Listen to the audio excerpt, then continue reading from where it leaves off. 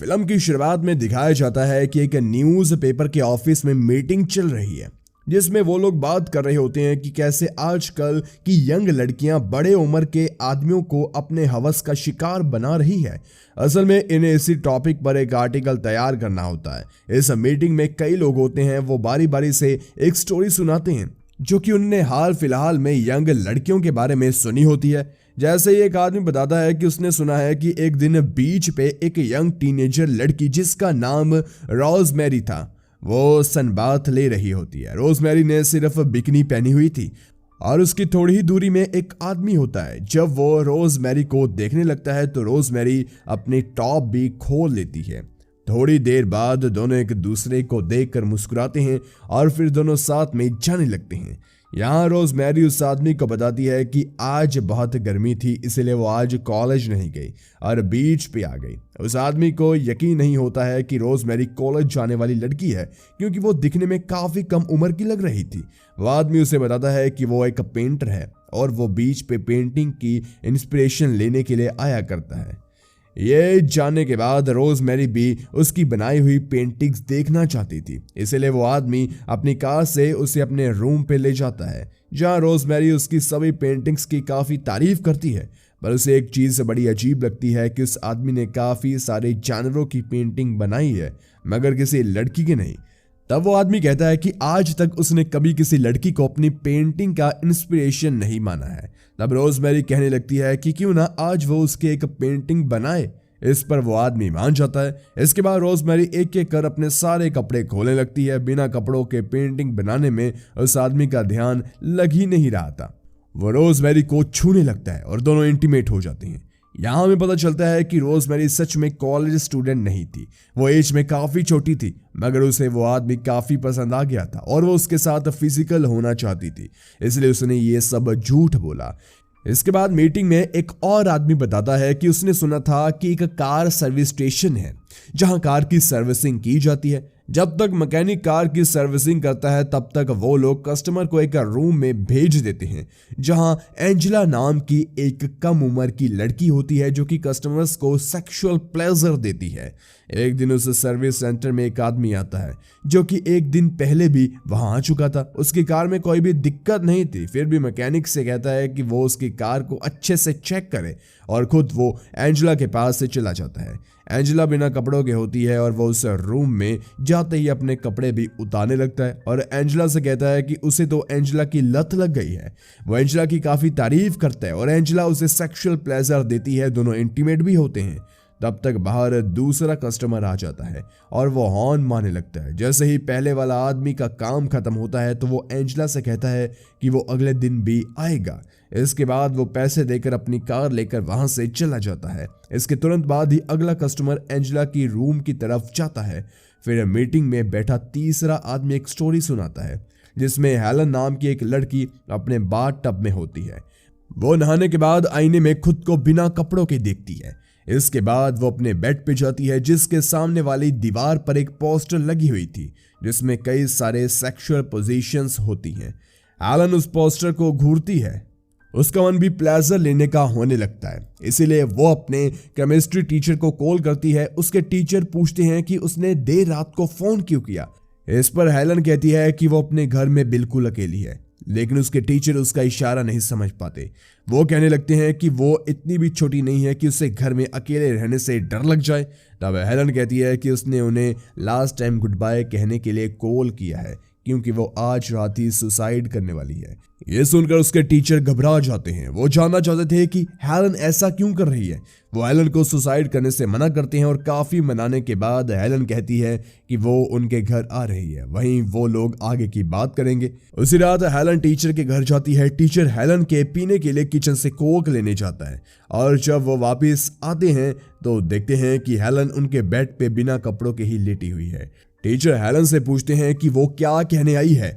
तब हेलन बताती है कि वो उनसे बहुत प्यार करती है। साथ ही वो टीचर को बेड पे बुलाने लगती है। ये जानकर टीचर गुस्सा करने लगते हैं और हेलन को अपने घर से चले जाने को कहते हैं। तब हेलन कहती है कि अगर आज रात उनने उसे कुछ नहीं किया तो वो अगले दिन स्कूल में सबको ये झूठ बोल देगी कि उन्होंने ही रात में हेलन को अपने रूम में बुलाया था और उसके साथ जबरदस्ती की। यह जानने के बाद टीचर को और भी गुस्सा आता है और वो एलन को अपने बेड से उतारने लगती है, लेकिन इसी झपट में एलन के नेल से टीचर के गाल पर नाखून का निशान हो जाता है। फिर भी वो उसकी बात नहीं मानते और उसे घर से निकाल देते हैं। तब हेलन वही करती है जो उसने कहा था। इसके बाद मीटिंग में बैठी एक लेडी एक स्टोरी सुनाती है जिसमें सुजन नाम की एक लड़की अपने लेडी पियानो टीचर के घर पर पियानो सीख रही होती है। वो अपने टीचर को अपनी एक न्यूड फोटो दिखाकर कहती है कि वो उसने अपने पोलारॉइड कैमरे से खुद क्लिक की है।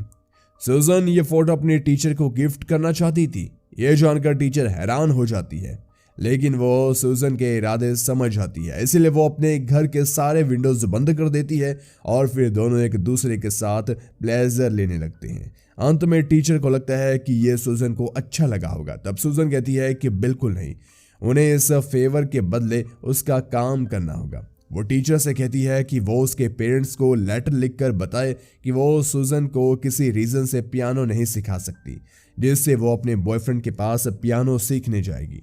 ये जानकर टीचर हैरान हो जाती है, पर वो उसकी बात मान लेती है। इसके बाद एक आदमी मीटिंग में सबको एक प्रिंसेस नाम की लड़की की कहानी सुनाता है।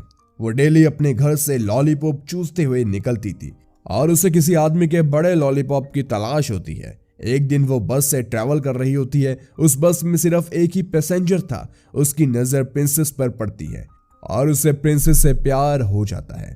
थोड़ी देर में प्रिंसेस भी नोटिस करती है कि वो आदमी किस तरह उसे लालच भरी निगाहों से देख रहा है। वो बस की विंडो खोलने की कोशिश करने लगती है और जानबूझकर ऐसा दिखावा करती है कि उससे विंडो का ग्लास नहीं खुल रहा। इसलिए वो आदमी उसकी हेल्प करता है। दोनों एक दूसरे की मन की बात समझ आते हैं और बस में ही वो आदमी प्रिंसेस को अपने लॉलीपॉप पर बैठा लेता है। हालांकि प्रिंसेस को उस आदमी का लॉलीपॉप पसंद तो आता है, मगर वो सोचती है कि उसे और भी अच्छा लॉलीपॉप मिल सकता है, इसीलिए वो बस से उतर जाती है। मगर वो आदमी भी उसका पीछा करना शुरू कर देता है। वह प्रिंसेस से शादी करना चाहता था। दोनों फिर साथ में जंगल में जाते हैं और अच्छे से इंटीमेट होते हैं। इसके बाद मीटिंग में एक और आदमी एक और कहानी सुनाता है जिसमें रोजी नाम की एक लड़की होती है। वो एक शॉप में अपने वाइब्रेटर की बैटरी चेंज करवाने के लिए जाती है। उसी दुकान पे एक लार्सन नाम का एक फुटबॉलर भी होता है। वो लोग रोजी को देखकर हंसने लगते हैं और लार्सन भी उसी बिल्डिंग में रहता है जिसमें रोजी रहती है। वो उसी दिन लार्सन के पास आती है और उससे रिकॉर्ड प्लेयर के बारे में जानना चाहती है जो उसने उसकी शॉप में देखी थी, जहां से रोजी अपने वाइब्रेटर की बैटरी डलवाने आई थी। वो कहती है कि उसे भी म्यूजिक सुनना काफी पसंद है, इसलिए वो एक बार लार्सन का रिकॉर्ड प्लेयर देख लेगी तो वो खुद भी खरीद लेगी। इसलिए लार्सन उसके लिए म्यूजिक बजाता है और जैसे ही वो रोजी की ओर पलटता है तब तक रोजी अपने कपड़े उतार चुकी होती है। ये देखकर लार्सन हैरान हो जाता है। फिर रोजी उसके भी कपड़े उतार देती है और दोनों डांस करने लगते हैं और बाद में इंटीमेट हो जाते हैं। मीटिंग में एक और स्टोरी सुनाई जाती है। यह स्टोरी होती है रोमियो की, जो कि रोमियो जूलियट का प्ले करता है। एक दिन जब वो नहा रहा था तब तक लड़की रोमियो का डोरबेल बजाती है। वहीं जब रोमियो डोर ओपन करता है तो वो रोमियो का ऑटोग्राफ लेना चाहती है। वो अपना नाम क्रिस्टिन बताती है और रोमियो की काफी तारीफ करने लगती है। जिस तरह रोमियो ऑटोग्राफ दे रहा होता है, मगर इतनी देर में क्रिस्टिन की नीयत अब बिगड़ जाती है। वह अपने कपड़े उतार कर रोमियो को प्लेजर देने लगती है, लेकिन तब तक एक स्टाफ उस रूम में आ जाती है और वो सबको ये बता देती है। इसके बाद एक और स्टोरी दिखाई जाती है जिसमें एक एलन नाम की लड़की अपने घर के बाहर की सफाई कर रही होती है और वो मिस्टर पीटर, जिनका ऑफिस उसी बिल्डिंग में होता है, उनको आते हुए देखती है। साथ ही वो झुककर सफाई करने का नाटक करती है और वो मिस्टर पीटर का ध्यान खींचना चाहती है, लेकिन मिस्टर पीटर देखकर भी उसकी ओर अट्रैक्ट नहीं होते क्योंकि एलन काफी छोटी थी। तब एलन मिस्टर पीटर के रूम में जाकर डायरेक्टली बिना शर्माए अपने दिल की बात बोल देती है कि वो उनके साथ फिजिकल होना चाहती है। इस पर मिस्टर पीटर भी साफ साफ बोल देते हैं कि वो उम्र में काफी छोटी है और वो उसके साथ ये सब नहीं कर सकते हैं, मगर वो एलन के सामने हार जाते हैं और आखिरकार वो अपने कपड़े उतार कर मिस्टर पीटर के साथ फिजिकल हो ही जाती है। इसके बाद एक और स्टोरी दिखाई जाती है जिसमें एक लड़की स्कूल जाने के लिए आदमी से लिफ्ट मांगती है। स्कूल शुरू होने में अभी 1 घंटा बचा हुआ था, इसलिए वो आदमी उसे कहता है कि उन्हें थोड़ी देर के लिए जंगल में वॉक पे चलना चाहिए क्योंकि मौसम भी बहुत अच्छा है। इस बात पे लड़की को कोई भी एतराज नहीं होता। फिर दोनों जंगल में जाकर इंटीमेट हो जाते हैं। इसके बाद मीटिंग रूम में मैनेजर को एक कॉल आता है।